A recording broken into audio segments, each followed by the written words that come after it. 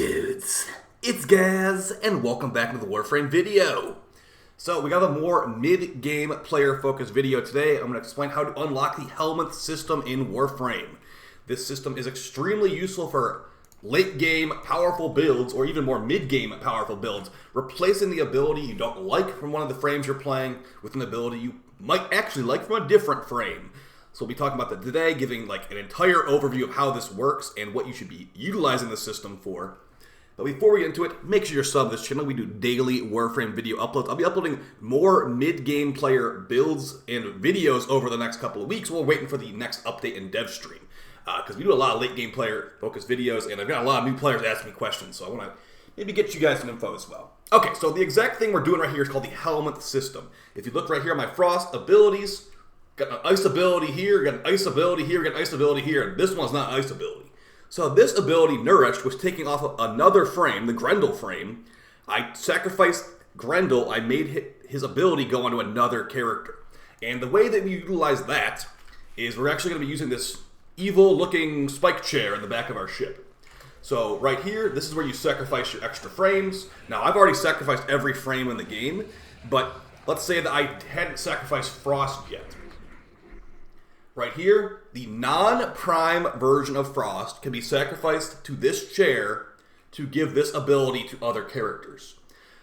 Now, I'd recommend, we're going to give some tips and tricks about this and how you could like metagame it pretty much. But yes, I'd say unless it's an ability you actually want, you don't need to sacrifice the frame. There's certain abilities in here that are not used very much, like Banish from Limbo. It's a couple niche cases for it, but not really the best. And you don't get to choose which ability it is. DE has pre-selected an ability from each frame in the game that they have deemed as not going to be breaking things, hopefully.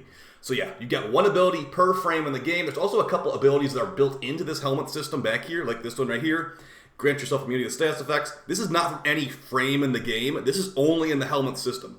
A couple other abilities too that are similar to that, like Gold Instinct. This is not from any frame. It's only from this chair. These abilities are unique to this chair, and you can put it on any character you want to.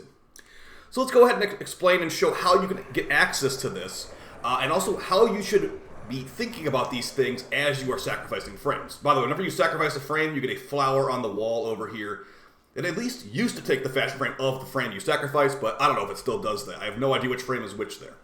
So, to get our journey started to get the Helminth system to replace abilities and take abilities off, we are going to the deimos open world, the Necrolisk Entrati Syndicate. So, you start on like Earth or whatever, you're trying to get to the Deimos planet next to Mars. So you go to Mars, and then it says go to Deimos, clear through a couple of these missions, get to the Cambion Drift and Necrolisk. We're trying to go to the Necrolisk here, and we're going to the Sun NPC. His name might be, it'll be Sun for you, but his name will actually change when you hit rank 5 with the Deimos Syndicate. Doesn't really change much, it's just more of a story thing. So, to get this exact item we want, you need to be rank 3 with this syndicate, and you will start at rank 0. It's not too hard to get to rank 3, so don't worry about it. So as we spawn in, you can either fast travel to the guy you want to go to, or I'm just going to manually show it, but you can just fast travel to Sun right here. But on the way over, we're also going to talk about how you can get rep for this place. So, just like all the other open worlds, you can do bounties and other things to get rep, but the way Deimos works is a little bit different than some of the other open worlds. The medallions you get and the tokens you get, you can just stack them up infinitely and then turn them whenever you feel like it. So, this is the guy that gives you the Helminth. I know he's got a lot of buttons to click on, but just click on Browse Wares, and the item you're looking for is the Helminth Segment Blueprint. It's at rank 3, it costs 15,000 rep, and it requires Mastery rank 8. Now, thankfully for you, once you rank up to rank 3, you are given an option of a free gift item or whatever as you level up. You can choose this Helminth segment as a rank up reward. That's basically saving you 15,000 rep. Purchase this, you're going to have to actually build it too with some purple Velocipod tags, which will be in the open world, and a bunch of other random infested resources that no one remembers the name of. There's also the Helminth Invigoration segment. This will require rank 5. It's going to be a similar situation. It's going to be increasing the power of your Helminth chair in the back of your ship. But yeah, that's not really the focus of this video today, but you can buy this at rank 5 as well if you'd like to. That's 30,000 rep for that. So once you've gotten the Helminth segment, you take it back to your ship and you install it, and you can get started on that. We'll talk about sacrifices and all that. But yeah, to rank up, you have many options here on Deimos. I just recommend to go for the second from the top highest bounty. So that's going to be like the level 40 to 61 anomaly retrieval right now. It does randomize and change which mission type it is, so This one's the best bang for your buck. Tokens-wise, the Steel Pathway gives you like 14 more tokens, and the enemies are a lot stronger, so I wouldn't recommend that. This is also a pretty good Aya farm as well. So you can do that, you can do fishing, you can do mining, etc., etc. Trade your tokens, get your rep that you need. Once you get those tokens, you go over here and you trade them into the grandmother NPC, and I believe it's, trade tokens for Entrati standing. So you can either turn them into grandmother tokens and trade that for more rep, or just turn your mother tokens straight up. This is what you get for bounties. There you go. Maxed out focus for the, or maxed out rep for the day. And you can exchange the family tokens for other things. So if this is a better value, so you get one grandmother token, the grandmother token is worth a lot of rep. So if you have one that says like mother tokens for grandmother tokens, it's usually a great conversion, like right here. Definitely do that one. You're actually netting positive on rep by trading this in, but you have to be in this page to look at this stuff and actually realize that it's a smart choice to click on it. Other ones, I don't have a ton of OTOC tokens or father tokens or whatever, so I'm not going to turn those in. So let's go ahead and talk about what you should be sacrificing and when you should be sacrificing.